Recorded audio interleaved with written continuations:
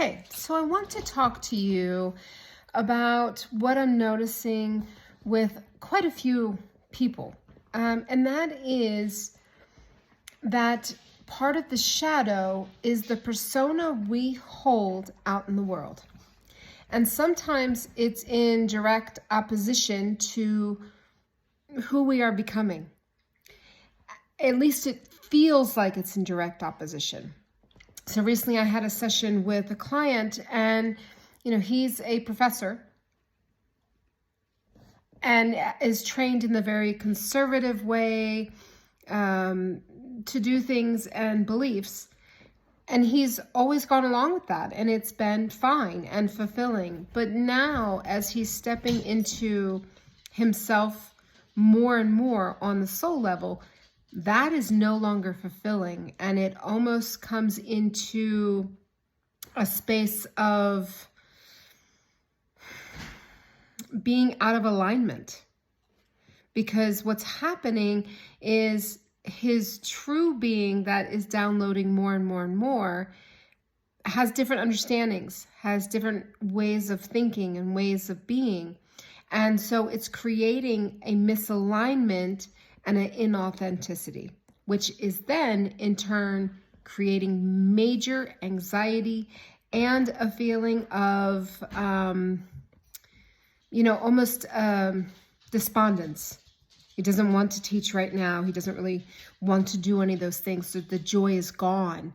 And so, Spirit was saying for a lot of us, we have to walk in two worlds for a while. It'd be great to say, okay, we'll stop teaching. Well, hello, we like to eat and live indoors. So there has to be that space of compromise.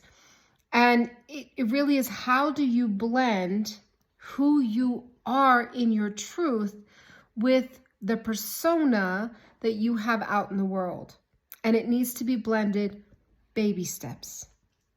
But if you are somebody who is finding you've always kind of been this person in the public eye and this person at home, and now you're finding that there is this greater anxiety, this greater feeling of almost a little bit of hopelessness, I would think, of what is the point of all this?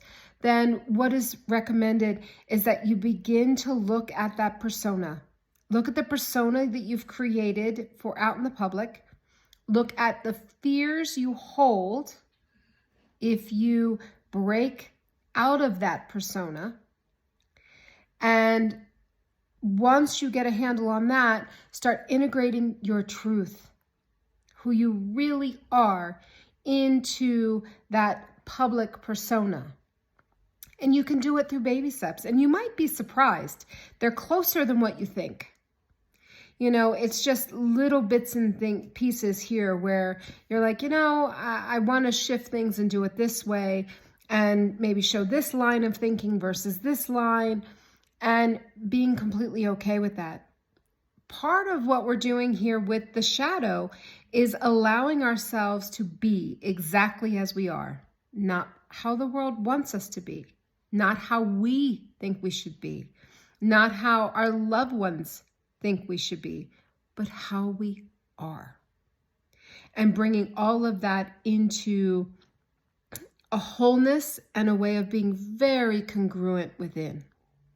So just want you to think about that if you're experiencing some significant anxiety and you're finding that it's hard to go to the job, it's hard to be who you were. And again, I really do recommend baby steps, because I've seen many times where people have blown up their lives. They're like, nope, can't do it, quit their job, and they don't have anything else lined up. And so then they go deeply into fear, lack, and that whole root chakra. And it's very hard to create a new life when you're in fear. Hence the reason there's constantly fear being thrown all over our world, because it keeps you from creating.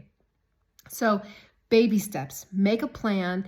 And when you feel like, oh my God, I can't go to this job anymore, start talking to yourself and saying, look, within 5 years, we're going to be shifting out of this. We're doing it in baby steps. Here's our plan. Start really affirming that you are going to make some deep changes in your life. And you might be surprised. It could be a lot faster than the 5 years. Take care.